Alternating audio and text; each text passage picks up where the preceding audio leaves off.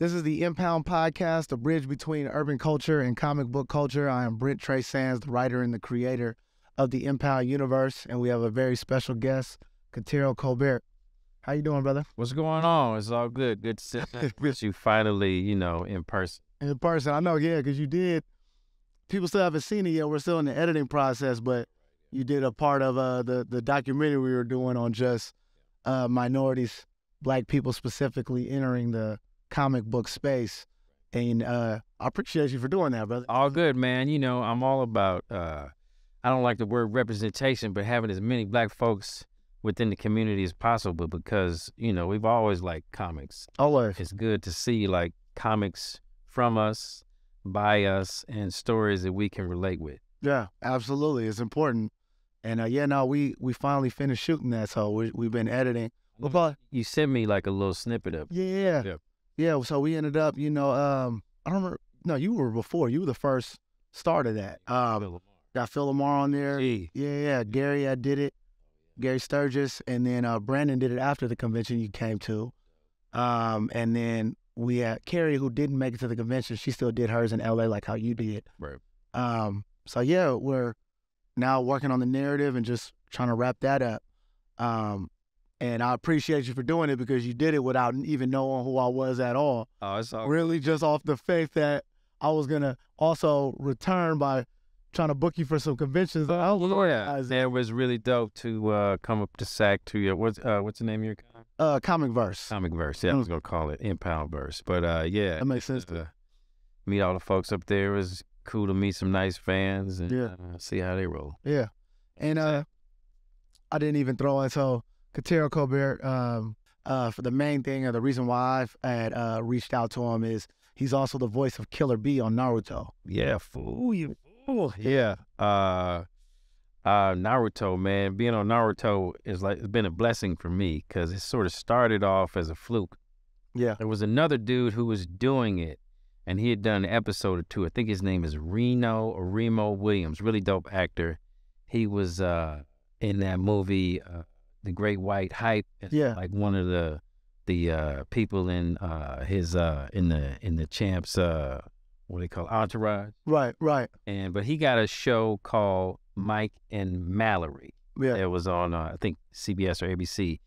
And it was a sitcom, and so his schedule didn't allow for him to do as many sessions. So they were like, well, we need to send these to Viz in 2 days. So they called 4 or 5 people in, and they were like, okay, whoever gets it today, which usually auditions aren't like that. Usually you do one audition and they listen to it, they send it to the client, the producers listen to it, and then you come back. But it was like, today you get the job. Right. And they were like, it was Killer B. They were like, you can do your, I didn't really know a lot about Naruto or the manga at that time. And then I was the dude that guessed the best on how Killer B should sound that day. Cut to 9 years later, I'm still rocking with Killer B. Yeah. Boruto, Naruto Shippuden, all the video games, all the movies. Yeah. That's dope, man. Right, yeah. Now I look at Killer B in a way that I don't know if you've ever seen Dragon Ball Z, the way we look at Piccolo. Right. And it's just like the fan favorite, even though he isn't the main character. Right. People love him in a lot of ways more than the main characters. Man, dude, people really love Killer B. I was at a Comic-Con a couple weeks ago, and there was this little boy. His name was Ferris. His dad's name was Leo. And this dude was like 7, 8 years old. He didn't exist like the first time I hit the mic as Killer B. Right. And he was like, ha, I'm meeting the actor who does the voice of Killer B. Yeah. And people really love it, man. And he really do. Because he's Killer B is crazy and he does wild stuff. And, he's within a world, the Naruto world, which is already wild, stuff that goes on. He's like special wild. Right. Yeah. Completely different than everybody else. Because, he raps. Right. He got braids. Right. Yeah. Well, they based him, they pulled him from like Wu-Tang. You know what I'm saying? Right. That was like the wave that they were going off when they created the character. And so I got to bring a lot of those elements into it. Yeah. That kind of was. You just answered two of my questions. One, you're good. One was gonna be fan interaction. What was the most memorable? And my other question was gonna be, who would you say would be Killer B's favorite rapper? Oh man.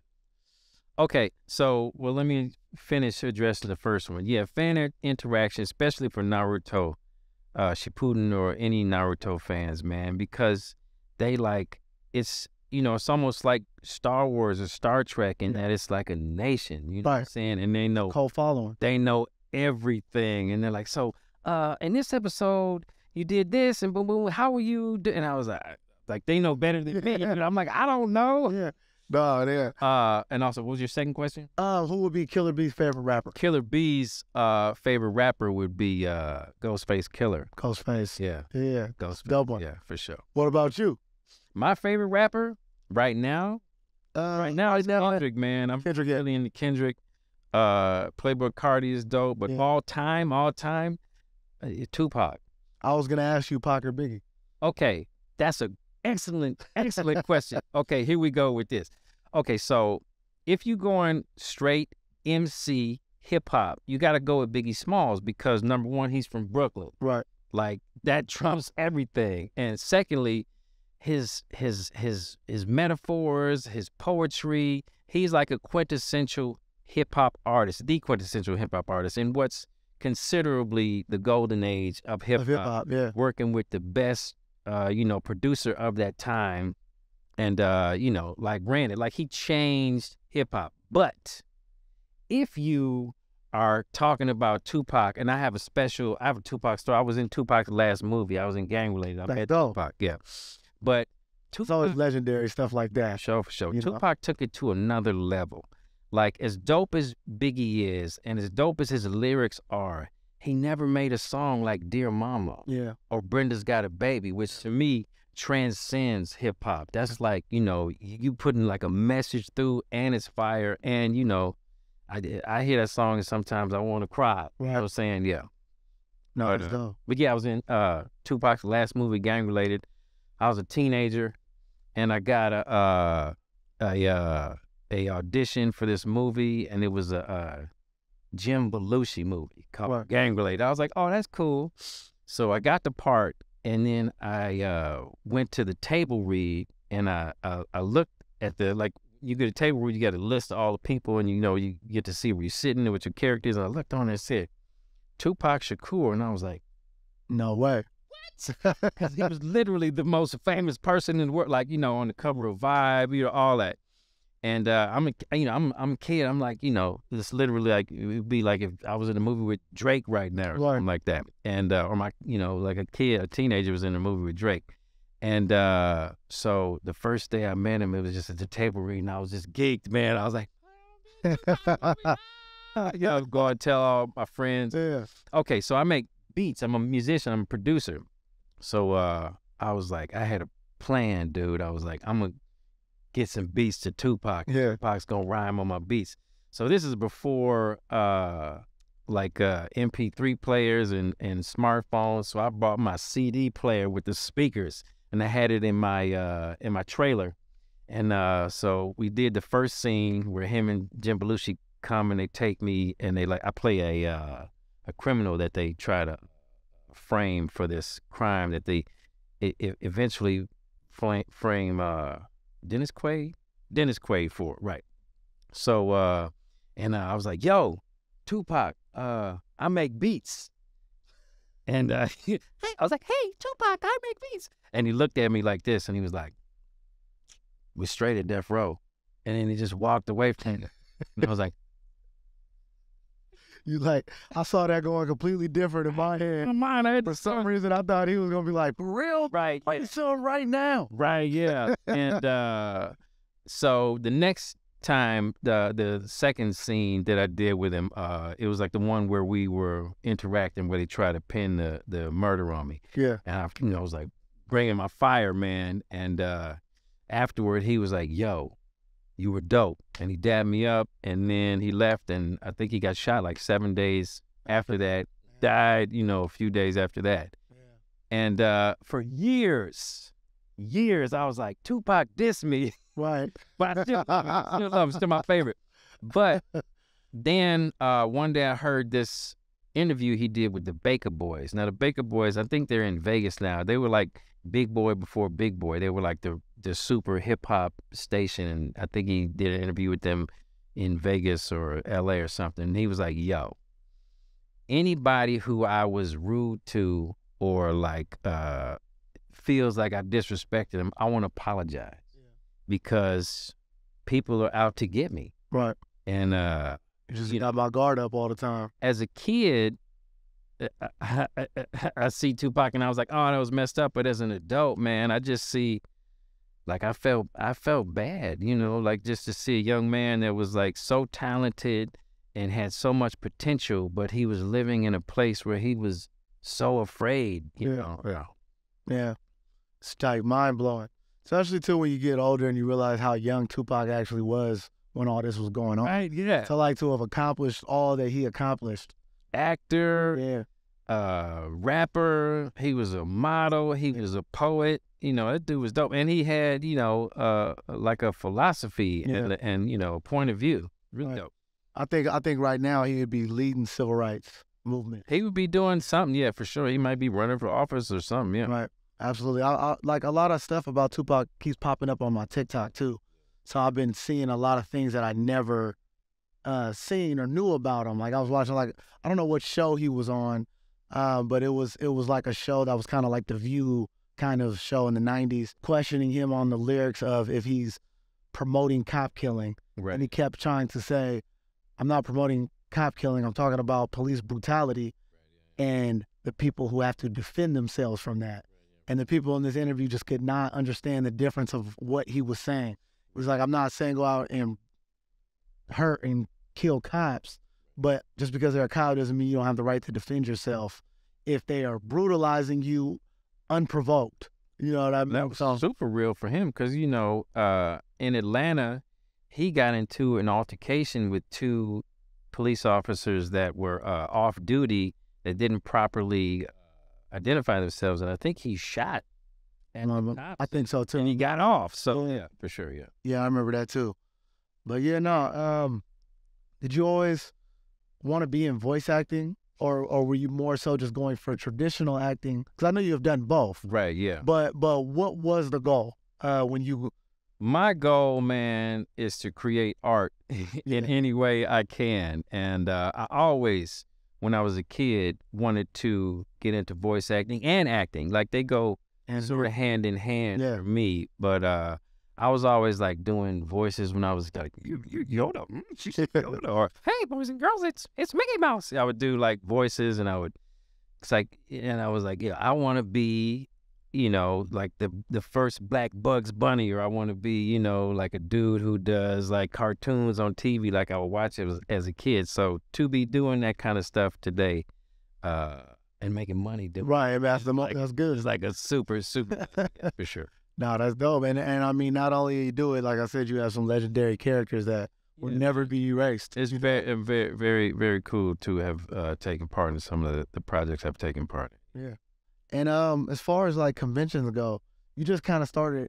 Did you just start attending them as a guest? No. Well, here's the thing: is like I just started going to conventions this year. Yeah. As a guest. Yeah, but I had you know, I'm a fan. No, you were going. But on the end of making money versus spending. Yeah. Well, I had been to a couple of Comic Cons, really LA Comic Con, as a panelist. Right. Okay. But never meeting fans. Yeah, because it was when Will, who showed me to you as to be booked. Will Santana. Yeah, Will Santana's a good dude.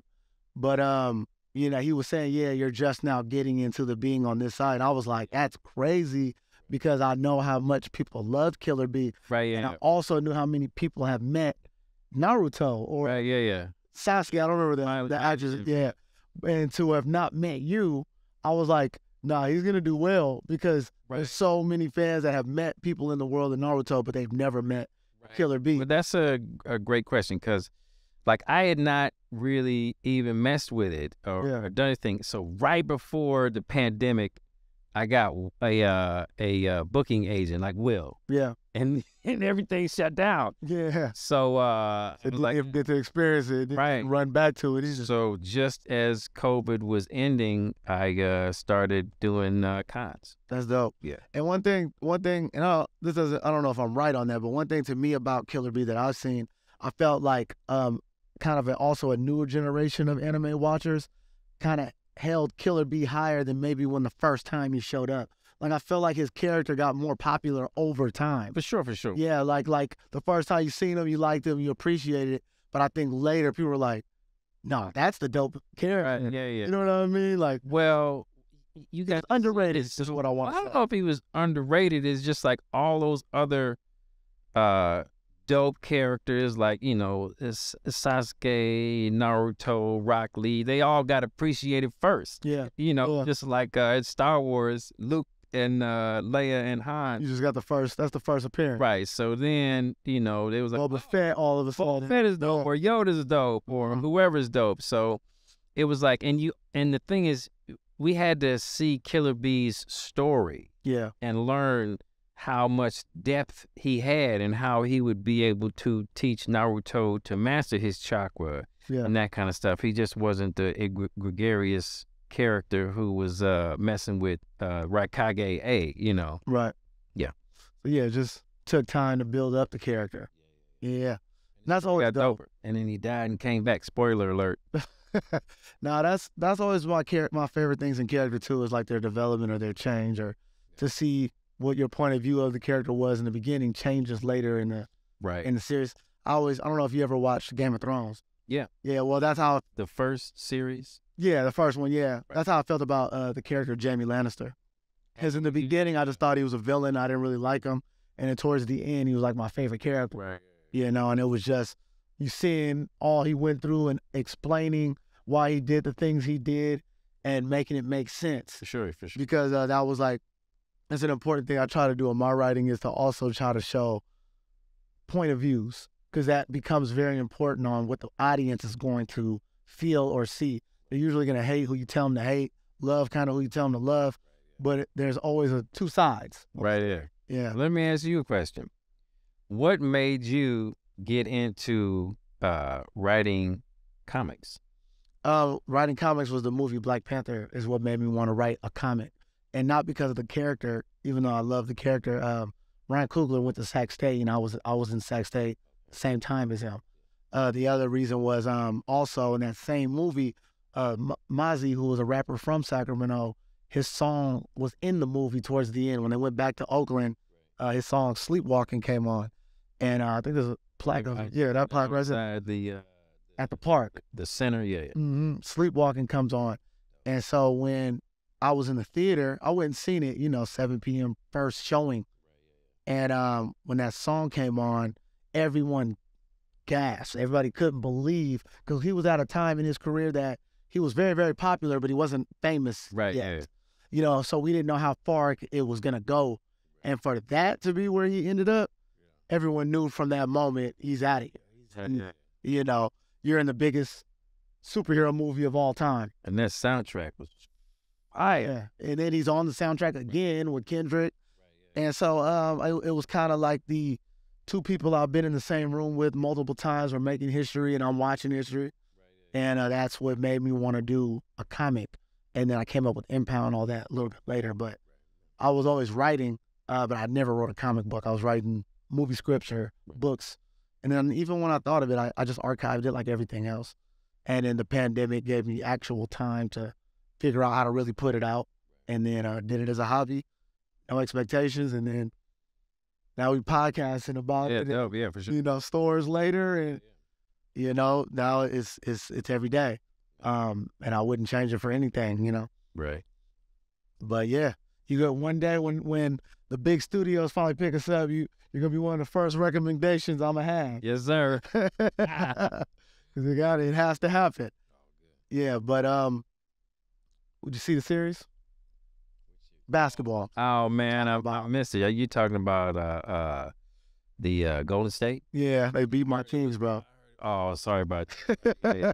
But I heard it was a crazy. I heard Curry went off, man. Curry is Curry, bro. There's no denying that. Right. Who would you pick, LeBron or Jordan? Okay, this is a conversation I have with my son. Okay. All the time. Okay, so here's the deal. Like, I gotta pick Jordan because first off, I'm from Chicago. Right. And I saw it happen. And Michael Jordan, like, there is no LeBron James. There is no Kobe Bryant without Michael Jordan. Yeah. And what he did was just so crazy. I mean, what LeBron does is amazing. I love LeBron James, and I love I love what he does for the community. Yeah. I love that he stands by his word, and he seems like a man of integrity. But damn, Michael Jordan was like in his prime. He was just like a thing, man. Young Michael Jordan, like he would make things happen that weren't like how did that ball go? He was like, another dude like that is like Larry Bird, like dude does like magic stuff. But I go with Jordan just because he would have had more rings had he never played baseball. Had he not played baseball. Yeah, for sure. And that's like how you said, like the things he does. I look at Curry like that too. Like it's just like when he shoots shots that look like horrible shots, but when he does it, you know it's going in. It's like cheat code. Right. It doesn't make sense. Man, yeah. It doesn't even make sense. And the craziest part about it is he broke the all-time shooting record now a while ago. Right, yeah. And he still has years to go. It's like, will anybody ever even get close? Nobody's gonna make more threes. Like that I didn't watch the game, but I saw that tap back that he did. Who did he do that where he threw the ball in and dude just hit it back to him, and it was just like, why are you gonna leave? Why are you gonna leave Steph Curry open? Can't do that. Hey, yeah, you can't do that. Yeah, no, but sorry about the Kings. Yeah, no, it's one of the things with the Kings is they did way better than expected. Right. So it's like you still feel proud of them. Right. You know what I mean? Because going to Game 7 with the Warriors, your first time in the playoffs, and they had a real chance to take it. We have a future. Right. You know what I mean? So there's at least something to be proud of and look forward to. Not, we didn't make playoffs almost 17 years. Right. Oh, wow. Like not once in my adult life has the Kings ever been good. Okay. I was a kid last time the Kings was good. Yeah, who was the last time I went to the playoffs, I think it was 06. And that team was like good, but they weren't going to win. We knew that. 02 was the last time they were like, could be champions. Right. And then fortunately, man. But I would say, you got anything big coming up that you could possibly share? I know you can't always talk about stuff that hasn't came yet. Yeah, I don't know. The Bleach 10,000 Years War dropped. That's on Hulu. I play Oetsu Nimaya. Yeah. In this first season, next season, Oetsu is gonna be in way more episodes. Just did an episode of NCIS Hawaii. Okay. And working on this game that's out, but they're about to drop the new DLC called Saints Row. Yeah. That's dope. What is the favorite role you've done, whether it's voice acting or acting? Killer B, man. Killer B.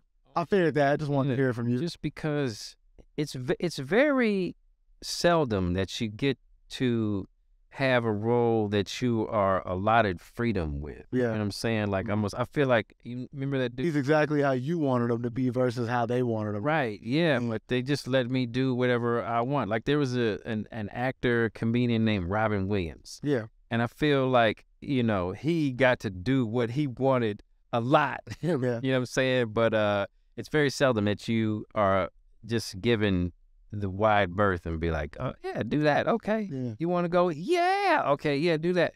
Do it. Yeah, for sure. Yeah, just do it how you see. Yeah. Because that makes you feel better that they entrusted you just know the direction. For sure. That they really think, okay, you are Killer B, so you tell us how to do it. Right. Well, at a certain point, you sort of know the character and you know the nuances and how he would respond, and it's just sort of like second nature. Yeah. After a while, yeah. Yeah. That reminds me of because a lot of people also ask me like tips on writing, and I always just tell them or where do you start? And I always just tell them it's the backstories, and that's because you need to know your characters as well as you know your family members. Where you could say, my mom would never say that. This is what my mom would say. Our brother doesn't do that. you have to know the characters that well to be able to develop them correctly. You know, so that pretty much is my point. You know, you have to know your characters like that. But yeah, I mean, other than that, man, I appreciate you. All good. On the Impound Podcast, the bridge between urban culture and comic culture. I am Brent Trayce, the writer and the creator. Catero Colbert, more formally known as Killer B. Yes, say ho. And we out.